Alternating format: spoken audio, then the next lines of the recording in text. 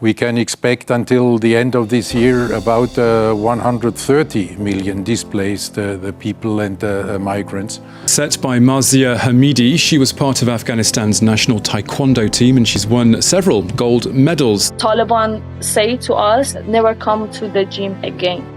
Never think about it to go to gym again. Because if we see you around the gym, we're gonna do what we want.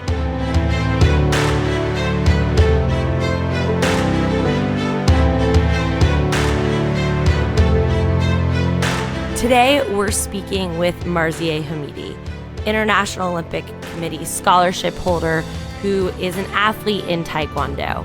Now, Marzieh was born in Iran to Afghan parents and eventually moved home to Afghanistan, where she lived until her life completely changed in 2021 when the Taliban took over. Today, I'm incredibly honored to talk to her, where she's going to shed light on her struggles and her hopes for the future. I started Taekwondo when I was in Iran. Into 2020, I moved to my country, Afghanistan, and I joined national Taekwondo team in Afghanistan. I was in national Taekwondo team and I was preparing for the Olympic Games in Paris.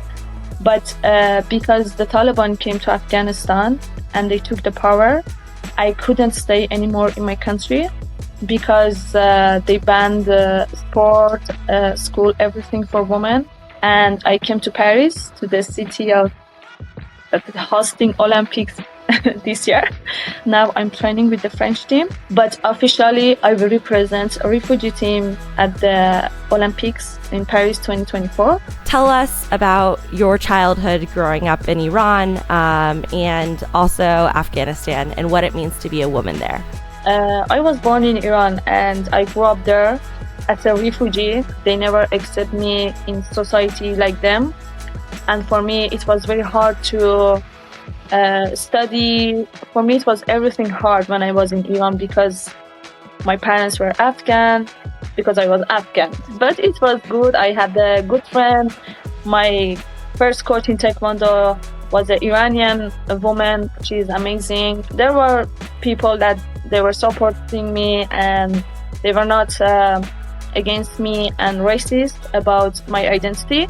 But the system and many people, they were not happy of Afghan people that they are there. So this is the difficulty of being a refugee in Iran. It's not about to be a woman or man. It's difficult at all to be a refugee in Iran. But because of that, my parents, they decided to move to Afghanistan. When I moved to my country, I joined national team. I feel I have my identity, you know, I feel I am someone. I became in love with my country and the culture, the people. But because I was woman, for me it was more hard. Because they think that women are not strong. It's not just about the Taliban, it's about the society that many people, they didn't like to see a free woman, and especially a woman that is doing Taekwondo. And for them, it was like, oh, she's kicking so high. I can see her legs. Like, you know, they make it sexual, you know, like the way that they talk about my sport, which is for me, it was a fight, you know. I never think it like them, you know. Day by day was hard because when I was going to the training, people make fun of me in the street because I was with my bag, you know, with my stuff. Even the federation, they never focus on women team because they were like, oh, they are not good, you know, they are not strong. For them, it was always men. Day by day, I was telling to myself, no, Marzieh, don't give up. You have to become champion from the inside of Afghanistan, you know. And then when the Taliban came, everything was finished for us, you know. I could go to the gym, I could go to school, I could do something before the Taliban with many problems, security problems, but still I could go. But when the Taliban came, I received a message from my coach. He told me that Taliban say to us that, like tell to the girls, never come to the gym again. Never think about it to go to gym again. Because if we see you around the a gym, we're gonna do what we want, to the girls. So I say to my coach, they really say that? He said, yes, if you don't believe me, you can go and try. I say, no, thank you. I'm okay. I don't want to try and to put myself in a danger. So on that time, I understand that I'm losing my identity as a woman in my country. I cannot be visible in my country. Women are invisible now in Afghanistan. And there is a gender apartheid in Afghanistan. And there is many things happening to the women in my country. It's not just they are banned from schools, It's not just they are banned to go to gym. There is more than that. Even they cannot go out without their brother, without their husband. So there is many sad things that is happening to women of Afghanistan right now. And I'm very sad that I cannot do anything for them because I was there for 5 months. For me, it was only in the news, Taliban, I watched them in the TV. I never seen them in my life. Like when I analyzed that they are here and we lost everything, for me, it was like, no, it's not possible. And every day I was thinking how I should continue my life with burqa. I never think that I have to leave my country, I was thinking how to fight, how to deal, what is the solution. So I understand the situation is different. I decided to leave my country and to fight out of Afghanistan for my country, for the women, and to follow my dreams.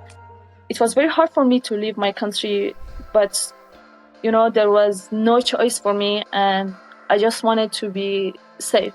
Thank you so much for sharing and opening us also to a reality that we might not be aware that is happening. In which year did you move from Afghanistan? So I arrived in 1st of December to Paris in 2021. And it was a hard time, I remember, because when I left the airport and when I went to inside of the car, I just felt like I lost my home, On that time, I felt it like from my heart that I lost home. And when I opened my phone and when I checked the Google, I said, oh, I'm so far. I'm so far from home, and it was so hard for me to see that because it was not what I want, I just started crying. I remember it was so cold. it was December, so cold, and It was so cloudy. I remember, and I understand that for me it's finished, and now I'm in exile, and I have to live in exile, far from home. The only solution for me it was to stay strong. Marzieh, you have to stay strong. If you left home, you have to work to make proud. Yeah.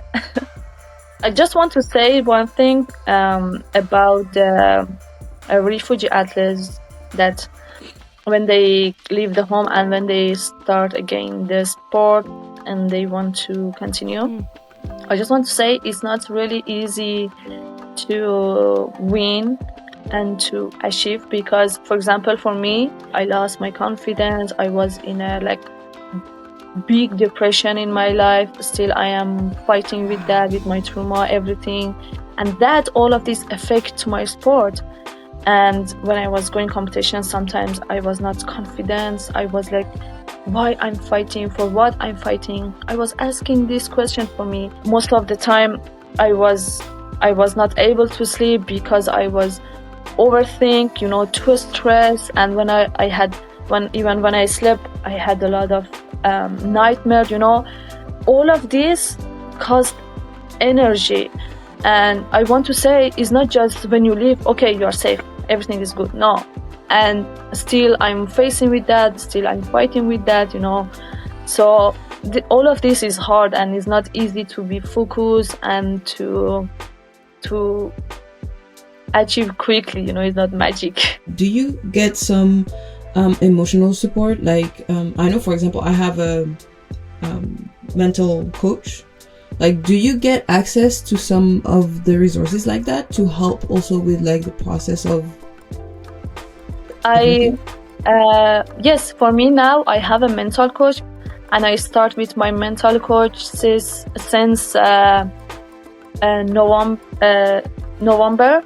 November, December. It's a bit late, but I couldn't find, so it was a bit difficult. I recently watched like an interview of Teddy Riner, which is like the greatest judoka of all time, and he said that we as athletes, we have a physical coach, so for the head we need the mental coach. So why is that such an issue to have a mental coach? So everything is connected to here, and we need to fix this. How do you pick yourself up and keep going? The power of self-talk and to be strong, I think this comes from your heart. All of this sadness, sometimes it costs my energy, it can break me down, but at some point that gives me power to continue, because when I see what's happening in my country, I don't want to give up. I'm like, no, I have to fight. There are millions of girls in Afghanistan. They are waiting for me and other women to talk about them, to fight for their rights. I have to use from this freedom to talk for my country, to the women, and to fight for them, and to be the voice of Afghan women out of Afghanistan, because nobody kill me here if I talk about Taliban and the problems. For listeners, for community members, what can we do? How can we support Afghan women? You can write about Afghan women in your social media. You can help to the NGOs that they are helping to the Afghan women, to the children, or to the people, because there is also problem that people, they don't have enough food to eat in Afghanistan. So it's not one problem, it's a lot. There is many refugees from Afghanistan now all around the world in different countries to help the refugees, to understand them, to support them. They need time, because leaving home is hard. I'd love to transition to talk about what you're doing in Paris now. You said that you are representing and you want to win for women in Afghanistan. What are your hopes for the future as you move towards the Olympics? For me, the Olympics in Paris, it will not be the last. I want to win. I want to compete for the next Olympics also in Los Angeles. And Jasper, I hope. And I don't want to stop, it's just the beginning for me, What do you want to say to women who are competing in Paris this summer? Maybe not just women on the refugee team, not just people in Taekwondo, but anyone who is a woman who's going to be in Paris this summer competing. First, I want to say that we can't say just there is problem for women only in Afghanistan. All around the world there is problem for women in different way. We have to fight, all of us. It's not finished for us. So stay focused. It's very important. Be confident, which is very important as a woman. And fight for what you want and don't give up. And I hope for the athletes, women athletes who are competing in Olympics and Paralympics, I hope they win and they achieve big things in their life. Thanks for tuning into Flame Bearers. If you like what you're hearing, please leave us a positive review on Apple Podcasts, Spotify, or wherever you get your podcasts.